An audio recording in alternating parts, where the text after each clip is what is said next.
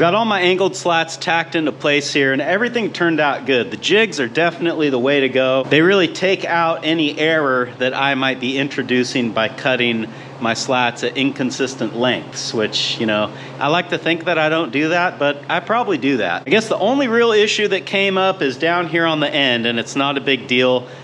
This slat just went a little bit beyond the length of the pipe, which is fine.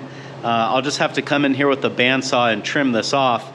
And then when this is actually welded in place on the feeder, this will be butting up against a post, so we can just weld the whole thing on there and it'll be good. So the next step is to weld the 3 sides that I can reach with the feeder panel laying like it is.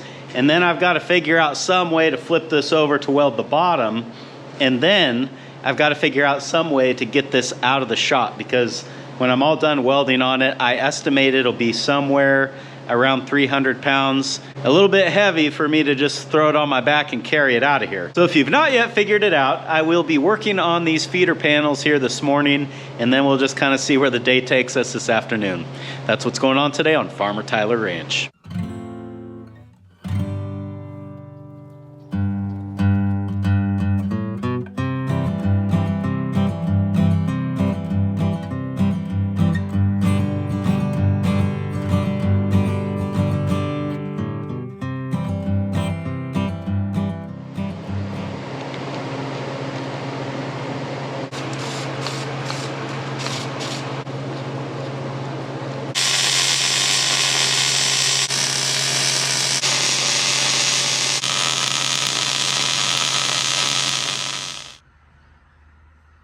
Well, as usual, what is seconds for you is probably about an hour for me, but this is all welded now, at least on the 3 sides that I can reach.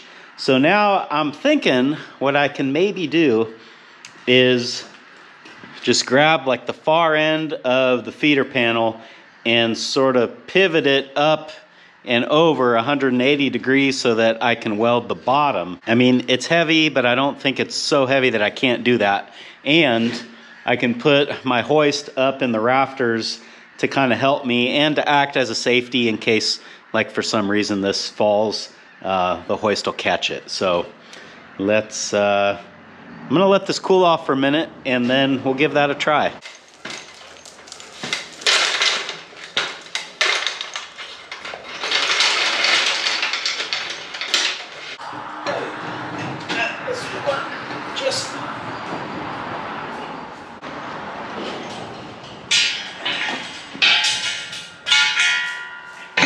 Well, I thought that was going to be really hard. It didn't end up being that difficult. So let me go ahead and finish welding this up, and then we'll figure out how to get it out of here.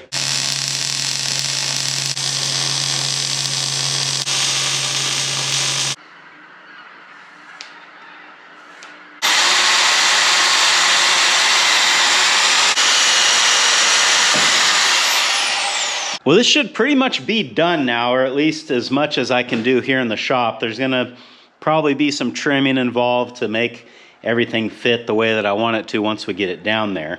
But for now, this is ready to go on the trailer. So my plan is to try to lift it up with the hoist, swing it 90 degrees, and then set it down. And I think it is probably light enough to where I can drag it. And I'll probably just lean it up over here where I've got all the sheet metal for now, because there's no sense in letting it sit outside and rust while I'm building the next one. Hopefully I can get the next one done tomorrow, but today the FedEx guy just showed up with the new key switch for my new Jubilee. So after I get this down off of the stands, I want to try to put that key switch on that tractor and see if it fixes our issue.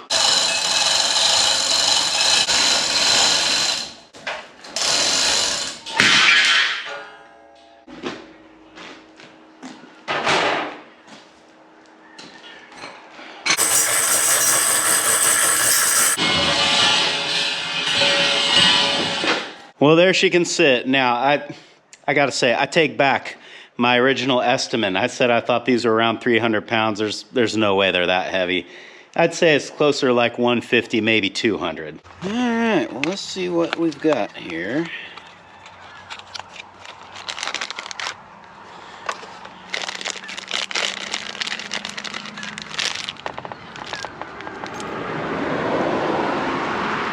There it is. Let's see if that old thing will fire up and we can move it over here a little bit closer to where the tools are. If it doesn't start, we'll just work on it right here.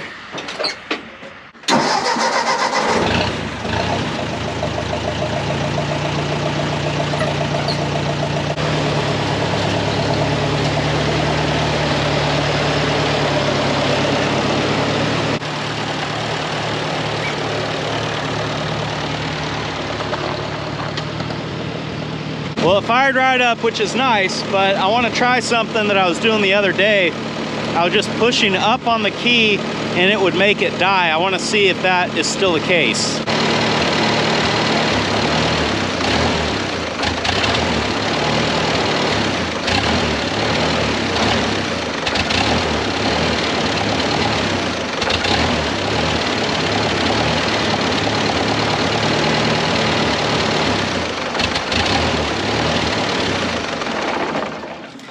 So the way it was cutting in and out, that was actually in direct relation to me pushing up and down on that key. So I'm optimistic this is gonna fix it, but we'll see.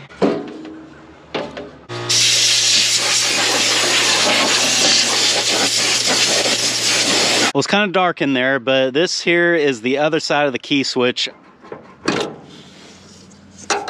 Almost got it.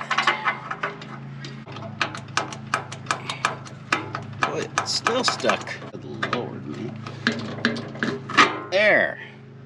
Goodness. Yeah, I don't think we're putting that back in. Okay. Out with the old, in with the new.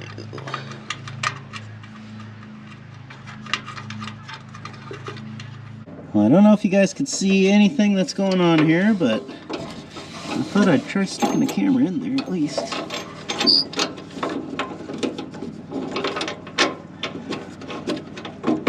Next, it's just a matter of hooking up the wires, which would be really easy if I could see anything that I was doing. I'm doing all this by feel. You guys are actually going to see a lot more than I can. Now I should have a orange wire and a green wire that go on next.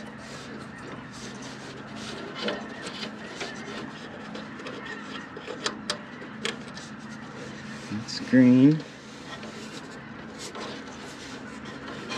This is orange. Well, as it often happens, a simple job has turned complicated because as I was going to loosen that other terminal for the other wire to the key switch, it broke off. So it's not the end of the world, it's just the terminal block broke the terminal off. So I can still connect those wires and this should still tell me if I fix my problem or not. But I would like to get a new terminal block so I don't have a fix under here that's making this tractor worse. We're trying to make it better. Well, I don't know how well you guys are gonna be able to see this. Again, if you can see anything, you can see more than I can. But I've got the piece that broke off with the vice grips. I would like to loosen this nut and get the wires off. I don't know if that's gonna happen or not though. There it goes. See, it wasn't even that tight, which is even more frustrating. But it was tight enough to break. So if you don't understand wiring that well, the thing that broke off was just a little post. So you have a place to land your wires that holds them and keeps them from touching anything else. And in this case, there was only one wire from the key switch and then another wire going up to the amp meter. So what I can do here as a temporary fix is just get a small machine screw or something like that and attach these wires together, wrap them with electrical tape so they don't touch anything else, and then this should run just as good as it would have if they were on the terminal block. Well, I found this little machine screw with a matching nut in the shop, so I'm sure this will be really easy to do. I won't drop this and lose it. This is gonna go smooth, watch.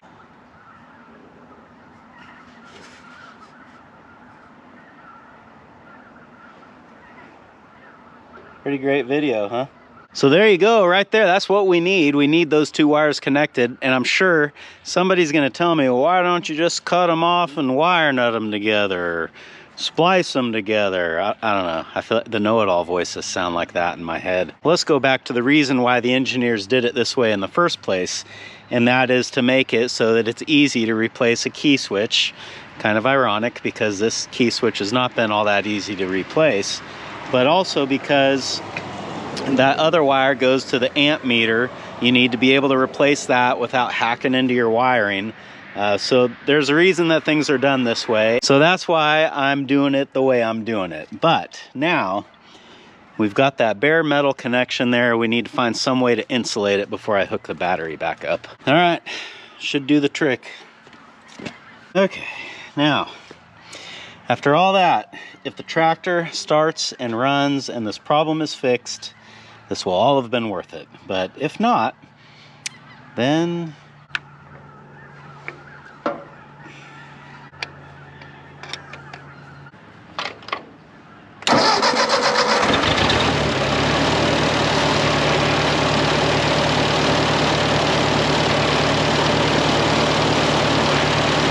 that's the thing about an electrical problem. You really don't know if it's fixed right off the bat. I mean, it started and idled like this before, so I just gotta kind of mess around with it, I guess, for a little while, drive it around and see if it happens again.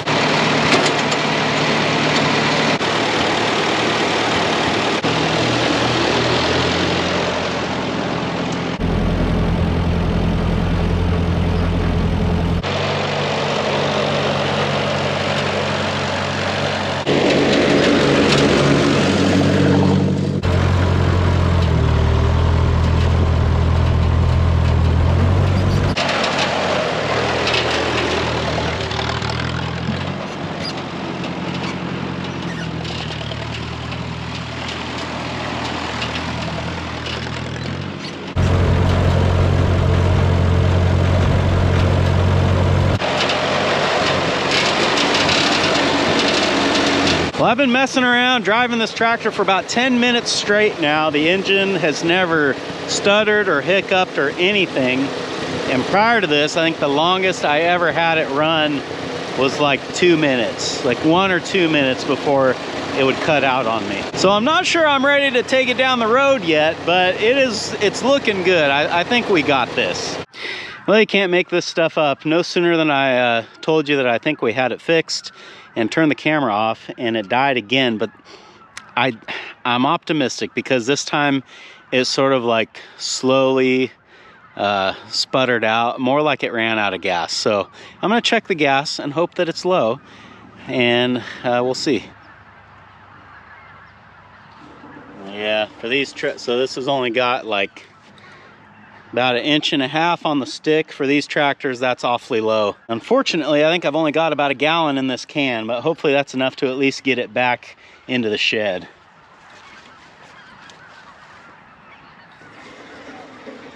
All right, let's try this. I'm skeptical now. I was feeling pretty good there for a minute.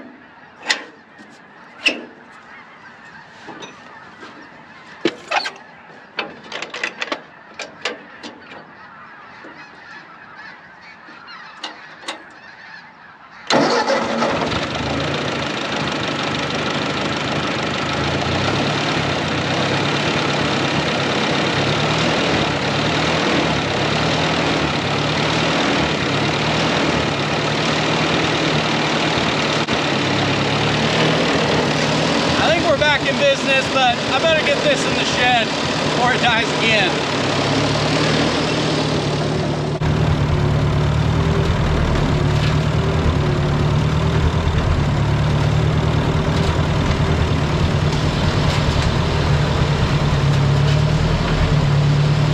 Well, what to say now? I mean, we made it back. It restarted. I think that was a fuel issue. I really do, because the way that it died, I wish I would have had a camera running, but it just kind of like slowly started to you know, and then off it went. Previous to that, when it would die, it was just like a light switch. It would just, you know, exactly like if you turn the key off. And then when I started it up again, I don't know if you guys could hear that on the audio, but it did kind of like run a little bit rough for a minute, probably as it was working air through the carburetor and getting back into that good fuel. So I think it was a fuel issue. Again, I'm not ready to hop in this thing and run down the road quite yet, but we'll get there.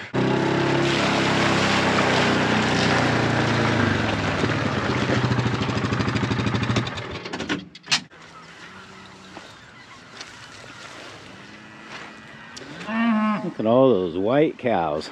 I've upped the amount of hay that I've been giving the cows over the last couple of days, but I have noticed that every evening they all congregate here on the mound and start eating on the rice straw. I guess it's okay. I mean, it gives them something to do, and they seem to like it all right, but I was really kind of hoping that more of this would be used as bedding. In fact, I even came out here with the tractor earlier today and tried to sort of spread it out a little bit better. You can see I was not entirely successful in that because, yeah, they're still eating a bunch of it.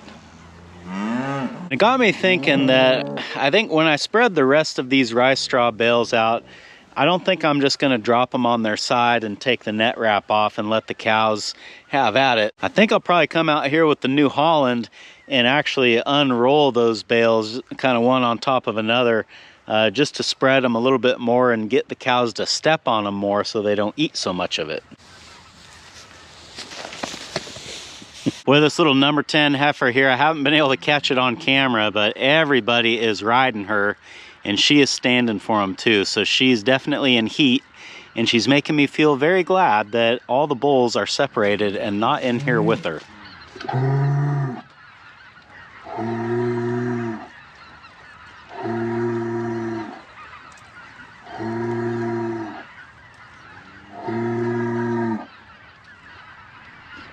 I think he knows. Reached the time of year where I could wean calves any time now, and in fact I'm ready to do it, but the corrals are so muddy right now that I thought maybe I'd wait a week or so and try to let things dry up a little bit before we run everybody through the chute. And at that point, I'll be able to dial the cows' feed back a little bit and turn it up for the calves, because they're the ones that are gonna need it. So changes are coming, but not quite yet. Thanks for hanging out with me today, guys, and I hope I'll see you again on Farmer Tyler Ranch.